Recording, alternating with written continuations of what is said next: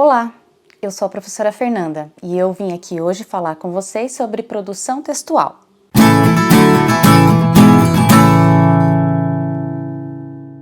Quando lemos um texto, podemos identificar nele algumas características, como o formato dele na folha, sendo essa folha papel ou dispositivo digital, a linguagem que ele é escrita, o assunto, o público para quem ele é escrito, entre outras. A partir dessas características, os textos são classificados em diferentes gêneros. Hoje, nós falaremos sobre 3 deles: o conto, a crônica e a poesia. Antes de nós falarmos sobre gêneros textuais, é importante que nós saibamos a diferença entre prosa e poesia. Tanto a prosa quanto a poesia são tipos textuais. A prosa é o texto escrito em parágrafos, é o texto corrido na folha. Existem 2 tipos principais de prosa, que é a prosa literária e a prosa não literária. Vamos começar pela não literária. A prosa não literária são geralmente os textos descritivos, como manuais de instrução, manual de instrução de um telefone celular ou de uma máquina de cortar grama, ou até uma bula de remédio, e podem ser também ofícios, documentos, estatutos. A prosa literária são textos que contam histórias e eventos. Exemplos de prosa literária são contos, romances, crônicas, cartas. Já a poesia é um texto que não é escrito em parágrafos, não é um texto corrido. Ele é escrito em versos e em conjunto de versos que são as estrofes. Na poesia, nós escrevemos com uma linguagem mais subjetiva, usando figuras de linguagem como metáforas, aliterações, prestando mais atenção ao som das palavras, dos versos, com rimas. Mas nós não estamos aqui hoje para falar da poesia, a gente vai falar um pouquinho mais sobre isso numa próxima aula.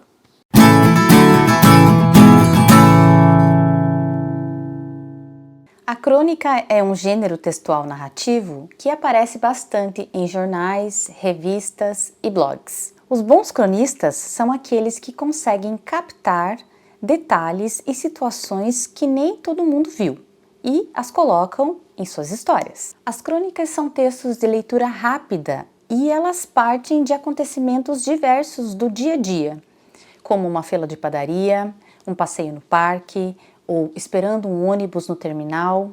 O cronista, ele não simplesmente conta os fatos que viu, mas ele os utiliza para uma reflexão profunda ou apenas para o entretenimento do seu leitor. Assim como o conto, a crônica também apresenta algumas características essenciais na sua narrativa. São elas as personagens, o tempo e o espaço.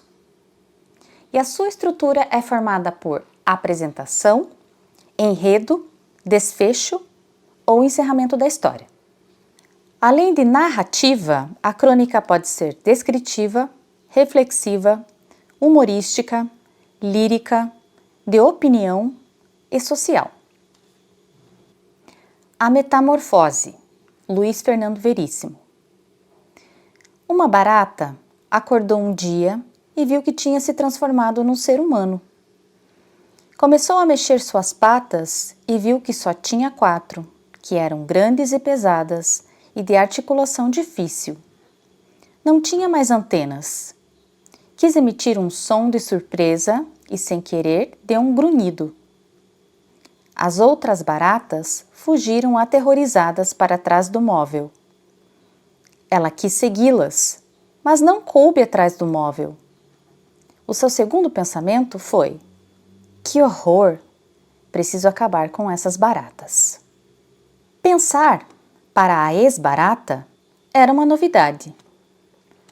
Antigamente, ela seguia seu instinto. Agora, precisava raciocinar. Fez uma espécie de manto com a cortina da sala para cobrir sua nudez. Saiu pela casa e encontrou um armário num quarto, e nele, roupa de baixo e um vestido. Olhou-se no espelho e achou-se bonita, para uma ex-barata. Maquiou-se. Todas as baratas são iguais, mas as mulheres precisam realçar sua personalidade. Adotou um nome, Vandirene. Mais tarde descobriu que só um nome não bastava. A que classe pertencia? Tinha educação? Referências? Conseguiu a muito custo um emprego como faxineira. Sua experiência de barata lhe dava acesso a sujeiras mal suspeitadas. Era uma boa faxineira. O Tempo, de Rubem Alves. Há duas formas de marcar o tempo. Uma delas foi inventada por homens que amam a precisão dos números, os matemáticos, astrônomos, cientistas, técnicos. Para marcar o tempo de forma precisa, eles fabricaram ampulhetas, relógios, cronômetros, calendários. Nesses artefatos técnicos, todos os pedaços do tempo, segundos, minutos, dias, anos, são feitos de uma mesma substância. Números, entidades matemáticas. Não há inícios nem fins, apenas a indiferente sucessão de momentos, que nada dizem sobre alegrias e sofrimentos. Apenas um bolso vazio. Nele, a alma não encontra morada. Nas Olimpíadas, a performance dos corredores e nadadores é medida até os centésimos. Fico a me perguntar, como é que conseguem? Que diferença faz? A outra foi inventada por homens, que sabem que a vida não pode ser medida com calendários e relógios. A vida só pode ser marcada com a vida. Os amantes do Cântico dos Cânticos marcavam o tempo do amor pelos frutos maduros que pendiam das árvores. Quando as folhas dos plátanos ficam amarelas, sabemos que o outono chegou. Os ipês rosas e amarelos anunciam o inverno. Você lê ou já leu jornais?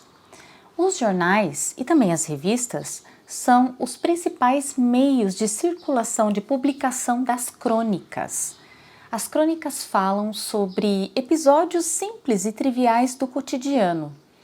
São reflexões sobre essas coisas que acontecem no nosso dia a dia, conosco, com as pessoas que convivem conosco ou com outras pessoas desconhecidas. A crônica é um texto que envelhece. Mas como assim um texto que envelhece? A brevidade da crônica combina com a brevidade do jornal. Fala sobre episódios que estão acontecendo nesse tempo de agora. Aliás, a palavra crônica vem da palavra grega kronos, que significa tempo. Vamos agora fazer a leitura de mais uma crônica. Dessa vez, a crônica é da escritora Valéria Martins. Pipoca. Ivan adora pipoca e todos os dias quer comprar no pipoqueiro do portão da escola. Mas Ivan tem uma mãe e ela não quer que seu filho coma pipoca antes do almoço. Então, na saída da escola, quero pipoca. Hoje não, diz a mãe, já sabendo da confusão que será. Quero pipoca agora, por favor, por favor, por favor. Ela só tem esse filho e o adora mais que tudo, por isso não consegue dizer não.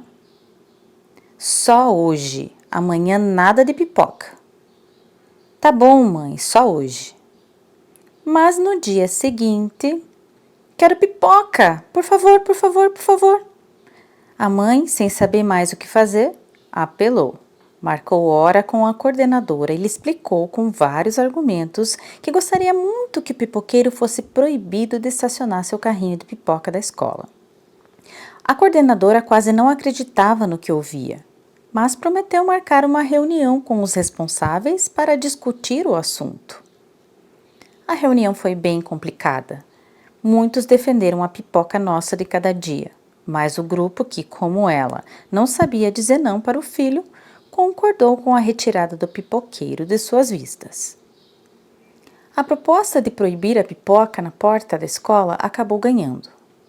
Na segunda-feira, Zulmira, a diretora, assim que abriu a escola, viu seu João chegando com sua carrocinha. Sentiu aquele cheirinho delicioso de pipoca fresquinha, mas não podia fazer nada. Tinha sido votado que naquela escola, pipoqueiro era uma coisa proibida. Então ela respirou fundo e foi comunicar a decisão. Seu João, coitado, ficou muito triste.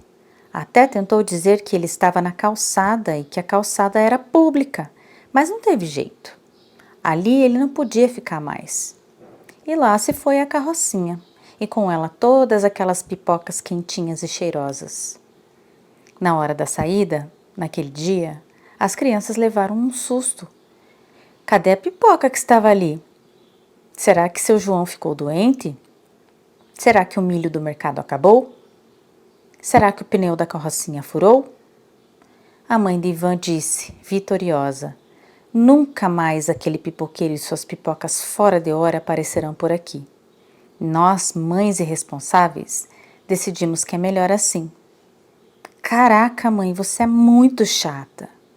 Durante o recreio, Ivan chamou alguns amigos para tentarem resolver a falta da pipoca. E foi o Júlio, menino do 7º ano, que teve a ideia. Vou arrumar pipoca para todo mundo, mas tem que ser na encolha. Primeiro, todo mundo pensou, oba! E então todo mundo perguntou, como? Vou trazer e vendo para vocês escondido. Quem quiser pipoca no dia seguinte, tem que pagar no dia anterior. Aí eu trago os saquinhos na moita e vocês comem atrás da árvore da quadra. Legal. Ivan foi o primeiro a falar. Vai ter salgado e doce e vai custar R$ 8 o saquinho. Caramba, seu João vendia por R$ 5. É pegar ou largar. Quem vai querer? Eu! Gritaram todos do grupo. E assim nascia o maior esquema de venda ilegal de pipoca já visto naquela escola. A proibição fez nascer um verdadeiro negócio. Ilegal, mas muito saboroso. Na crônica Pipoca, qual é o fato cotidiano que a autora escolheu para discorrer, ou seja, para falar sobre no seu texto? De que maneira ela abordou o assunto? Você consegue identificar que tipo de crônica é essa? Quem são os personagens? Que mensagem ela quer passar escrevendo sobre esse assunto? Esse assunto envelhece? Você acha que haverá carrinhos de pipoca para toda a vida, daqui a 20, 30 anos? Como fazer uma crônica? Escolha uma situação do cotidiano. Reflita sobre as curiosidades que essa situação desperta em você. Escolha a maneira com que vai escrever sobre o assunto. Pode ser de maneira engraçada ou mais séria, reflexiva. Comece o texto falando brevemente sobre a situação cotidiana que o inspirou. Exponha suas ideias, análises ou curiosidades sobre a situação do cotidiano. Conclua a sua exposição com uma reflexão ou uma frase de efeito impactante.